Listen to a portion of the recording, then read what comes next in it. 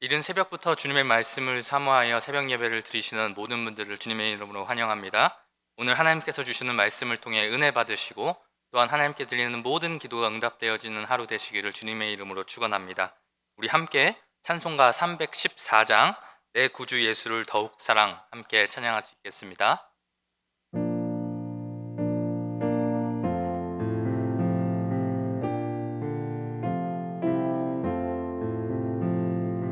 내 구주 예수를 더욱 사랑 엎드려 비는 말 들으소서. 내 진정 소원이 내 구주 예수를 더욱 사랑 더욱 사랑. 이전에 세상 나 기뻤어도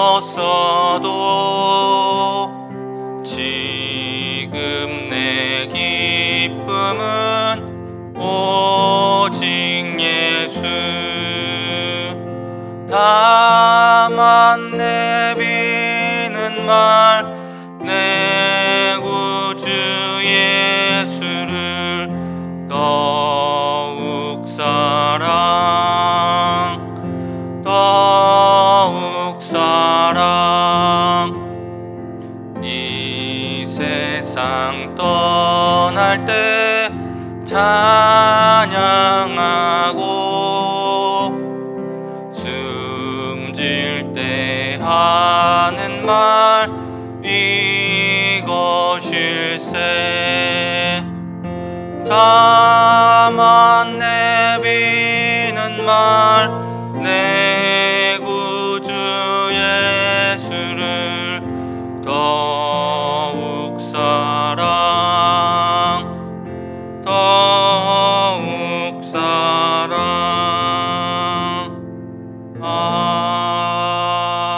아멘. 지금 오늘 말씀을 위해서 잠깐 기도하도록 하겠습니다. 하나님 아버지, 감사합니다. 이른 새벽부터 주님의 말씀을 사모하여 대전중학교의 성도 여러분 이렇게 주님 앞에 예배할 수 있도록 인도하여 주시니 하나님 아버지 감사합니다.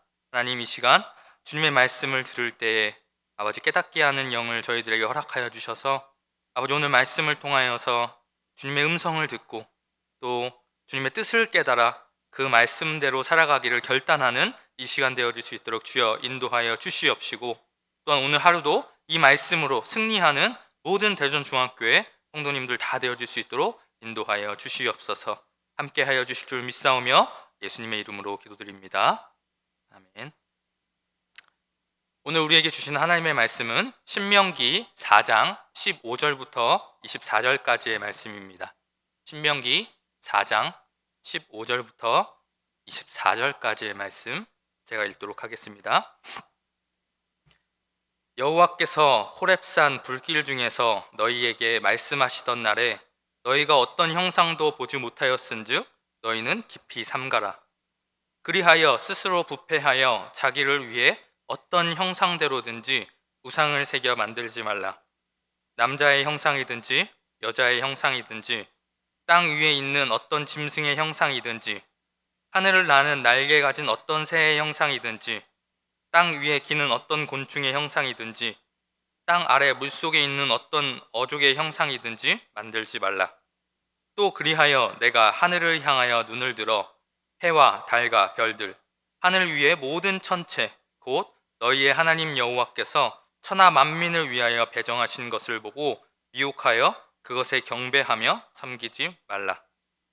여호와께서 너희를 택하시고 너희를 새 풀무불 곧 애굽에서 인도하여 내사 자기 기업의 백성을 삼으신 것이 오늘과 같아도 여호와께서 너희로 말미암아 내게 진노하사 내게 요단을 건너지 못하게 내 하나님 여호와께서 내게 기업으로 주신 그 아름다운 땅에 들어가지 못하게 하리라고 맹세하셨은즉 나는 이 땅에서 죽고 요단을 건너지 못하려니와 너희는 건너가서 그 아름다운 땅을 얻으리니 너희는 스스로 삼가 너희의 하나님 여호와께서 너희와 세우신 언약을 잊지 말고 내 하나님 여호와께서 금하신 어떤 형상의 우상도 조각하지 말라.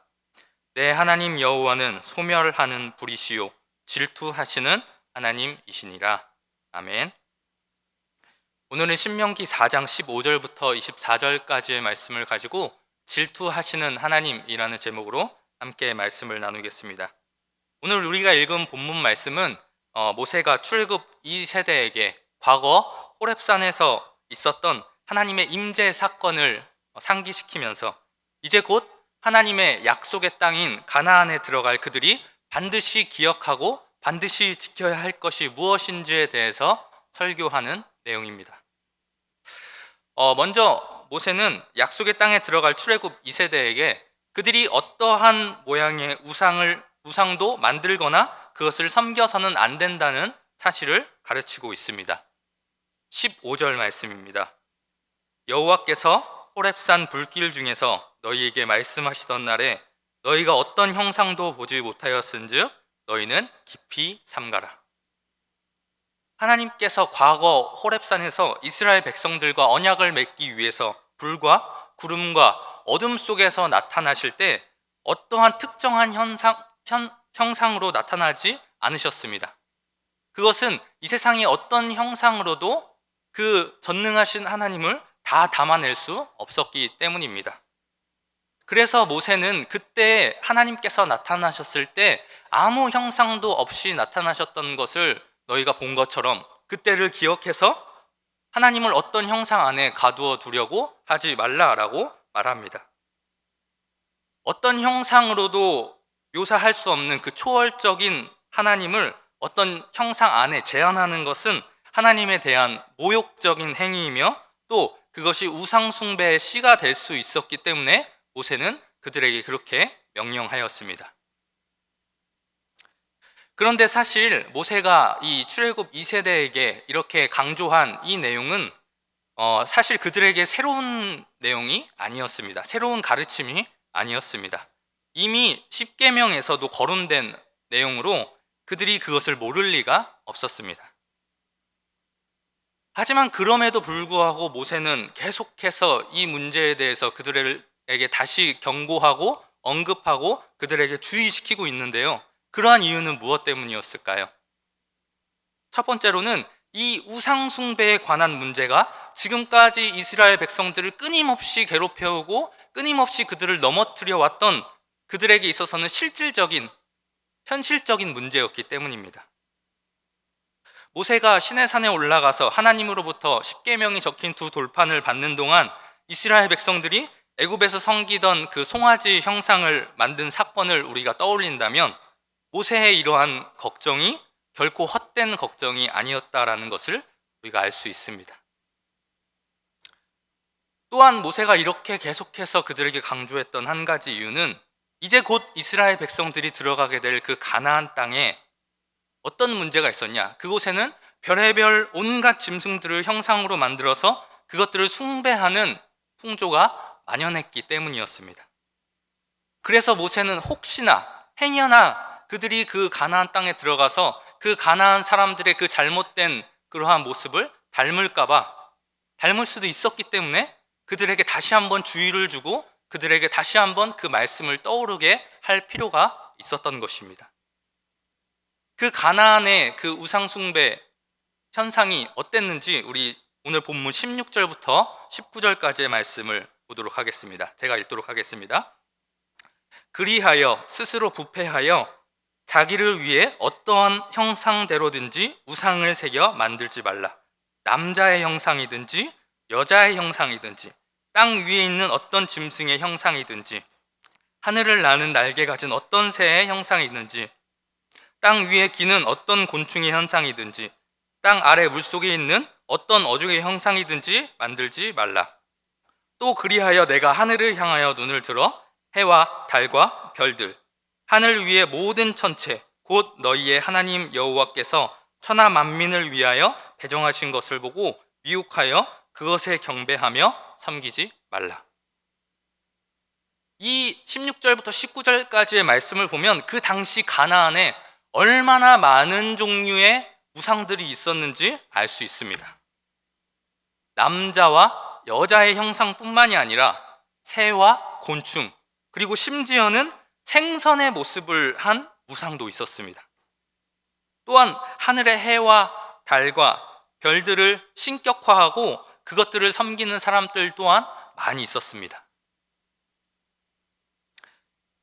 이렇게 가나안의 상황이 이렇게 온갖 종류의 우상들이 많았기에 모세는 가나안 사람들이 신으로 섬기는 그 것들이 아무런 힘도 없고 또 섬길 가치가 없는 것임을 그 출애굽 2세대에게 알려줄 필요가 있었습니다. 그래서 모세는 오늘 말씀의 19절에서 출애굽 2세대에게 이렇게 이야기합니다. 너희의 하나님 여호와께서 천하 만민을 위하여 배정하신 것을 보고 미혹하여 그것에 경배하며 섬기지 말라. 가나안 사람들이 섬기는 그 모든 것들, 남자 형상, 여자 형상, 새의 형상, 땅의 곤충의 형상, 또 어족의 형상, 해와 달과 별들, 그 모든 것들은 다 아무런 힘도 없고 아무런 능력도 없으며 섬길 가치도 없는 것이라고 말해주고 있는 것입니다. 모세가 이렇게까지 계속해서 반복하면서 우상 숭배에 대해서 출애굽 2세대에게 경고하고 주의를 주었던 것은 하나님께 범죄함으로 실패했던 그 모세와 출애굽 1세대들의 전철을 밟지 않기를 원했기 때문입니다. 20절부터 22절까지의 말씀을 한번 읽어보도록 하겠습니다.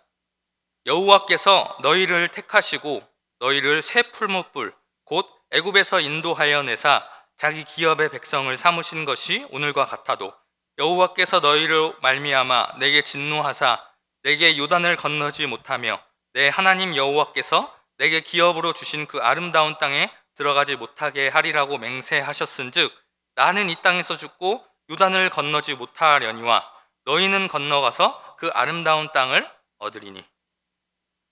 하나님께서는 이스라엘 백성들과 언약을 맺으시고 그들에게 쇠풀무불같이 큰 고통을 주었고 큰 시련을 주었던 애굽에서 건져주시고 그들을 하나님의 기업을 이을 백성으로 삼으시고 또 아무것도 없는 그들에게 땅을 주시겠다고 약속하셨습니다. 이러한 놀라운 은혜를 이스라엘에게 주었던 것은 하나님께서 이스라엘을 열방을 위한 제사장 나라로 세우시려는 큰 뜻이 있었기 때문입니다.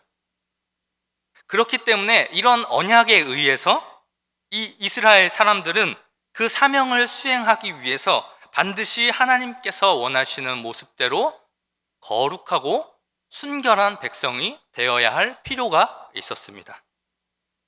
그런데 출애굽 1세대들은 어땠습니까? 그 하나님과의 언약을 지키지 않고 끝내 하나님에게 불순종하였습니다. 그리고 그 결과 하나님께 불순종한 모든 그 출애굽 1세대들이 약속의 땅에 들어가지 못하게 하셨습니다. 이런 상황이었기에 모세는 출애굽 2세대에게 당부하고 또 당부했던 것입니다. 하나님과 맺은 언약을 우리는 실패했지만 너희는 하나님과의 맺은 언약을 반드시 기억해서 하나님께 범죄하지 말라고 경고하고 있는 것입니다. 23절 말씀에서 모세가 이렇게 이야기합니다.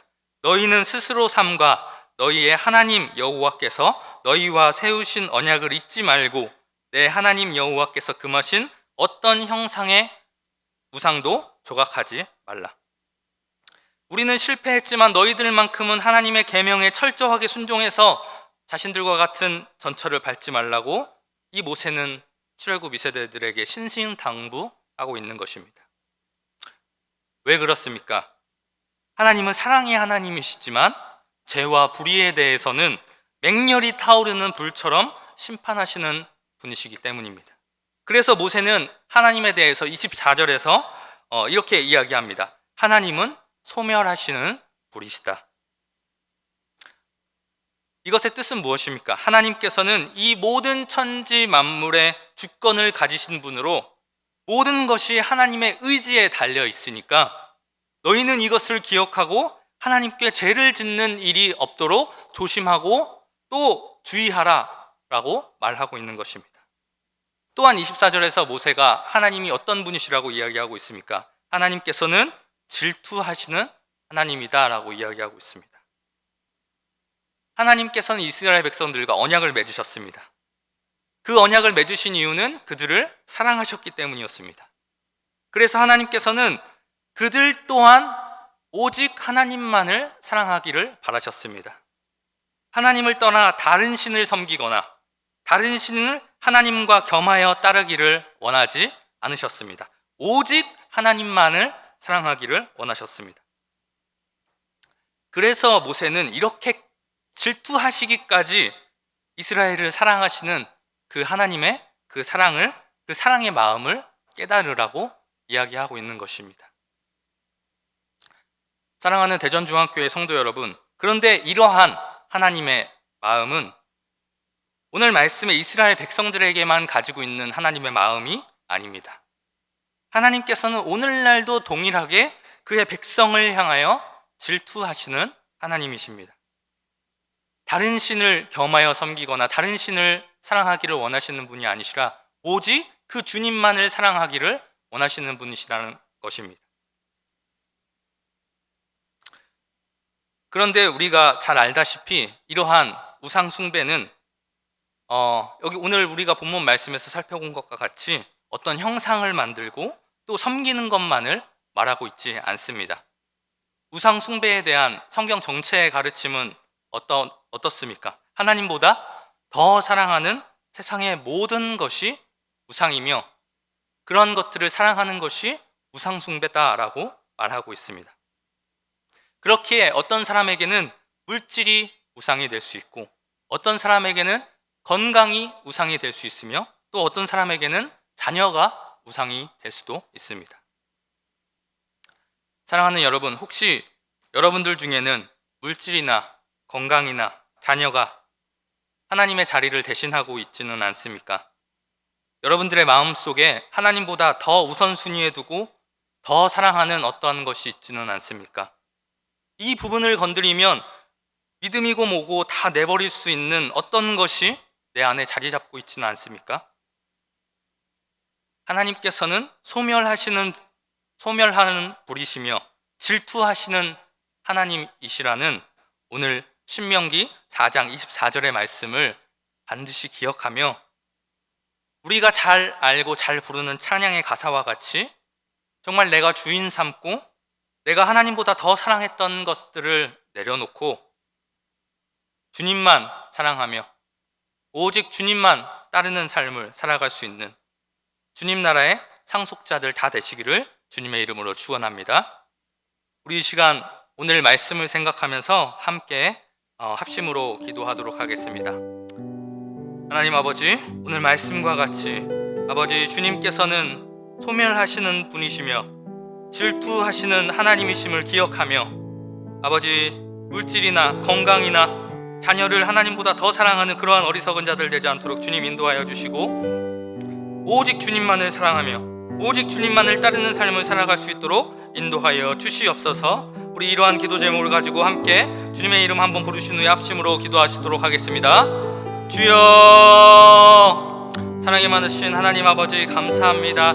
아버지 새벽에 아버지 주님의 말씀을 듣고 아버지 정말 주님 그 말씀을 통하여서 주님의 뜻을 알게 하여 주시니 감사합니다. 하나님 아버지 저희들 오늘 말씀과 같이 아버지 주님께서는 소멸하시는 분이시며 아버지 질투하시는 하나님이시라는 사실을 아버지 우리 모든 성도들을 기억하며 아버지 정말 이 세상에 다른 어떤 그 무엇을 사랑하는 그런 어리석은 자들 되지 않도록 주님 인도하여 주시고 아버지 정말 오늘 말씀처럼 아버지 오직 다른 그 세상의 무엇보다도 주님만을 사랑하며 주님만을 따르며 아버지 정말 주님만을 사랑하는 저희들 다 되어질 수 있도록 주여 인도하여 주시옵소서. 주님 아버지 저희들의 힘으로는 아버지 정말 그렇게 할 수 없사오니 또한 아버지 주님께서 저희들과 항상 동행하여 주셔서 아버지 정말 저희들이 세상을 의지하고 세상의 것들을 사랑하는 그러한 마음을 가지지 않도록 주님 인도하여 주시옵시고 아버지 오직 주님만을 의지하며 살아갈 수 있는 아버지 저희들 될 수 있도록 주님 인도하여 주시옵소서. 그렇게 결단하며 아버지 그렇게 다짐하며 아버지 오늘 하루를 살아갈 수 있는 아버지 우리 모든 대전중학교의 성도들 다 되어질 수 있도록 주님 인도하여 주시옵소서. 주님 불쌍히 여겨 주시옵시고 주님 함께하여 주시옵시고 주님 저희를 인도하여 주시옵소서. 주님 붙들어 주시옵소서. 우리 이 시간 한 번 더 합심으로 기도하도록 하겠습니다.